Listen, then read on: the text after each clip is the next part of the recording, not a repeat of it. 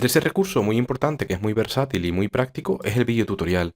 El videotutorial es un recurso muy interesante porque permite la autogestión, es decir, el profesor o la profesora no necesitan acudir a ningún centro de grabación, sino que desde su ordenador, con una buena webcam y con un buen equipo, se pueden grabar su propio material didáctico digital. El videotutorial es un poco lo que estoy haciendo yo ahora. Es un material educativo dirigido a un alumnado y que está pensado, está diseñado, tiene un guión y tiene digamos, unos objetivos, ¿no? Didácticos concretos, ¿no? En este caso vamos a ver una presentación interactiva hecha también con Genially. Y básicamente me gustaría recapitular lo que ya hemos visto a lo largo de este curso, pero básicamente vivimos en un entorno en el que se predomina el lenguaje visual e hipermedia, ¿no? El hipertexto. Entonces sería bueno aprovechar estos recursos que tiene la web para generar nuestro propio contenido. El formato del video tutorial lo permite. Ha habido un abaratamiento de costes, ¿no? Se ha democratizado la creación audiovisual porque cualquier persona con un ordenador ya puede grabar un vídeo, no es como antes que había que ir a un centro de producción de contenidos, ¿no? Una cadena de televisión para grabar un vídeo. Ahora lo podemos hacer desde nuestro despacho, desde nuestra casa. Vivimos en la era del prosumidor, ¿no? Es importante no solo ser receptores de conocimiento, sino también ser emisores, ¿no? Generar nuestro propio material. Es importante comunicar visualmente, porque claro, con tanta información que hay en redes y se publica diariamente, los profesores como profesionales del conocimiento, es bueno que comuniquen información rigurosa y de calidad. Y básicamente también contribuye a hacer una pedagogía de la interacción, es decir, comunicar audiovisualmente acerca al alumnado, porque te pone en contacto con el alumnado en entornos virtuales, ¿no? Para hacer una comunicación más cercana. Y también potencia las metodologías activas de aprendizaje por Internet, como pueden ser la clase invertida o Flip Classroom, que ya se ha visto también en este curso, y que tiene que ver con, bueno, pues poner un vídeo como este en el aula virtual para que el estudiante lo vea antes de hacer determinado trabajo, ¿no? Entonces, permites que el estudiante sea independiente y pueda aprender a su propio ritmo. Hay una serie de claves interesantes que hay que tener en cuenta a la hora de hacer un vídeo tutorial. Lo fundamental es definir el tema concreto. Menos es más. Al principio, cuando grabamos videotutoriales, intentamos contarlo todo en un solo vídeo y se nos hacen vídeos muy largos y muy pesados. Por eso es importante ser capaces de fragmentar el conocimiento en unidades, ¿no? Como si fuesen Legos, como si fuésemos a construir un castillo, un edificio de Legos y que cada piecita de Lego fuese un vídeo. Entonces nosotros, según el edificio que queramos construir, es decir, según el curso que vayamos a hacer, aprovechamos esas piecitas de Lego, que son los pequeños vídeos que hemos ido haciendo, para poder, digamos, tener versatilidad. Es decir, yo me grabo un vídeo cortito sobre un tema y ese vídeo lo puedo aprovechar y lo puedo alojar en diferentes cursos que vaya a hacer online. Por eso es importante descontextualizarlo. Nunca nombrar el curso al que te estás refiriendo en ese momento, o sea, para que ese vídeo te sirva para diferentes tipos de cursos, no nombrar el curso académico, por ejemplo, y tampoco decir que este es el primer vídeo del curso ni el segundo, para, digamos, poder aprovecharlo en diferentes contextos. También es importante utilizar presentaciones que sean limpias, claras, evitando los ruidos, no utilizando demasiados colores en pantalla o demasiada carga visual. Y aprovechar los recursos de la comunicación audiovisual, utilizar buenas imágenes que sean buenas metáforas de lo que estamos contando, ¿no? Para que el estudiante, el espectador que está viendo nuestro vídeo, pues no solo le resulte atractivo, sino que comprenda los contenidos de forma adecuada. En cuanto a la locución, podemos improvisar o leer. Nosotros podemos prepararnos un texto y leerlo y si controlamos bastante bien el tema, simplemente nos podemos marcar unas líneas maestras, hacernos un pequeño guión a priori para saber lo que vamos a contar en cada momento y luego vamos improvisando lo que vamos a contar sobre esas líneas maestras. Pero sí que es bueno siempre tener un tono vivo y cercano para que la audiencia permanezca entretenida y que resulte un material atractivo. Por eso siempre recomendamos tener en la mente a alguien, a una persona que sea parte del público objetivo al que nos dirigimos. Es decir, si ustedes están haciendo un vídeo para su grupo de primero de carrera, pensar en alguien, una persona concreta de ese grupo de primero de carrera y hablarle a esa persona, porque ese truco nos va a permitir ajustar nuestro tono comunicativo al público objetivo al que nos dirigimos. La forma en la que hablamos, la cercanía, la forma de expresarnos, las palabras que usamos, etcétera. En cuanto a los requerimientos técnicos, pues es bueno tener un ordenador medianamente potente, porque es verdad que la grabación de vídeo es ciertamente exigente y no cualquier ordenador vale. Nosotros recomendamos tener un procesador actual, al menos un i3, y que tenga al menos 4 gigas de memoria RAM. Es bueno también utilizar una webcam en caso de que queramos aparecer en el vídeo, que puede ser una cámara que esté integrada en el propio ordenador o se puede conectar vía USB. También es bueno tener un buen micrófono, porque la claridad del sonido es fundamental. Hay veces que vemos tutoriales que están muy bien hechos ahí en YouTube, pero que se escuchan muy mal. Y es una pena porque el sonido es el 50% del vídeo. Es bueno también tener en cuenta grabar en un entorno silencioso. Es decir, no ponernos a grabar al lado de una carretera o en un lugar que haya mucho ruido. Importante controlar esto. Y también es bueno utilizar un espacio, si vamos a salir nosotros con webcam, que tenga buena luz. Es importante que la luz no dé de frente para que no nos aplane la cara, que no haya un fogonazo en la cara, sino que sea una luz suave que entre, por ejemplo, de una ventana. Podemos utilizar una luz natural y que entre de perfil para que nos genere una mejor apariencia, porque la luz de lado pues da relieve a la cara y da un aspecto más agradable.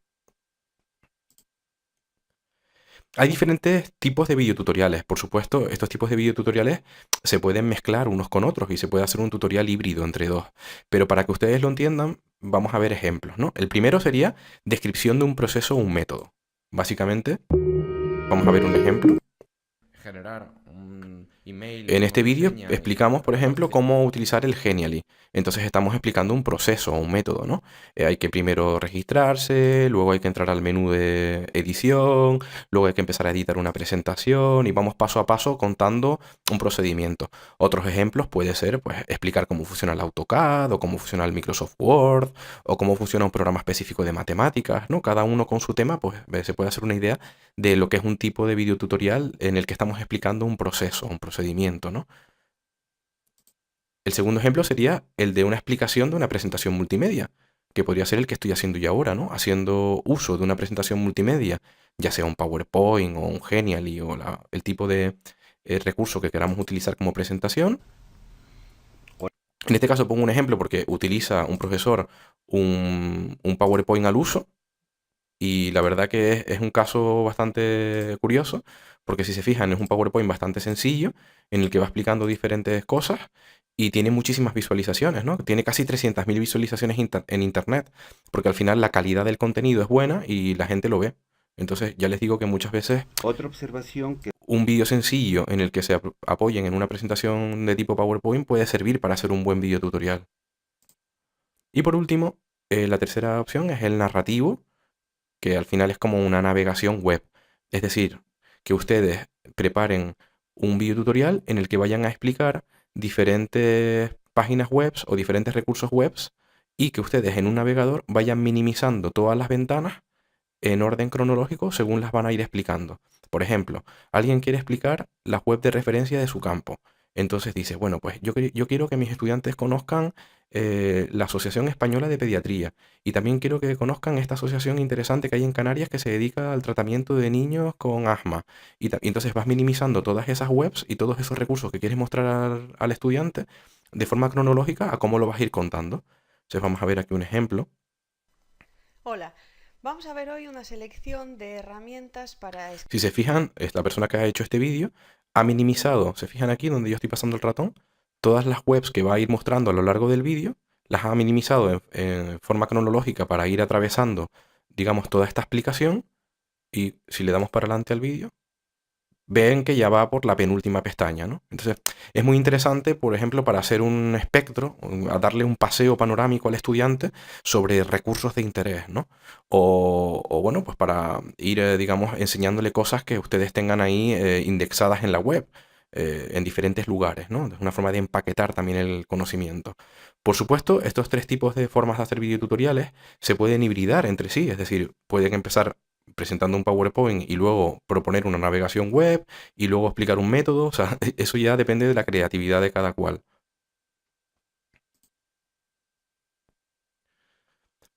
Es verdad que cuanto más trabajado tengan el guión de lo que van a contar, más fácil va a ser la grabación del vídeo. ¿Vale? Muchas veces tenemos ese problema, ¿no? Que queremos contarlo todo en un solo vídeo y se nos hace muy largo, ¿vale? Entonces es importante que vayamos fragmentando un poco el contenido. Aquí vemos un, una plantilla de guión que tengo preparada en la que ustedes pueden aprovechar este recurso y ven que básicamente el guión está dividido en cuatro bloques. Primero, el número de secuencia, que sería un poco lo que mostramos en la pantalla. Luego, las líneas maestras o la locución concreta de lo que ustedes van a hablar durante esa pantalla. Y luego el tiempo más o menos que le van a dedicar. Entonces ustedes se pueden descargar este guión en su ordenador y adaptarlo al vídeo que vayan a hacer. Es interesante utilizarlo, sobre todo cuando graban al principio, porque ya verán que si desglosan bien las ideas de forma inicial, luego les va a resultar mucho más interesante y mucho más fácil grabar el vídeo. Y va a resultar más ameno para quien lo escuche también.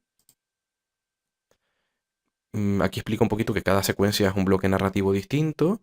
Se pueden utilizar diferentes medios, como ya vimos antes, tanto presentaciones multimedia como páginas web o vídeos de YouTube o programas informáticos, ¿no? Lo importante es tener los elementos seleccionados y organizados para no equivocarnos a la hora de hacer el vídeo tutorial.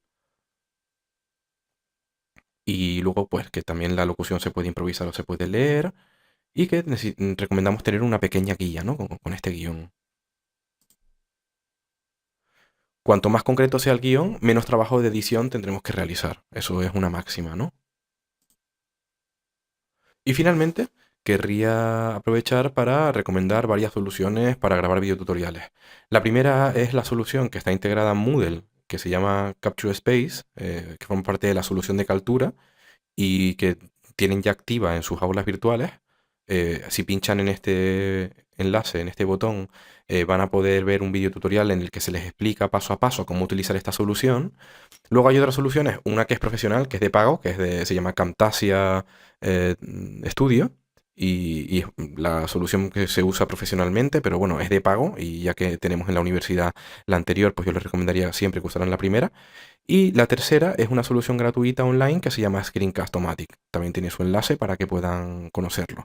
Pero ya les insistimos en que prueben esta solución que está integrada en el paquete de herramientas institucionales.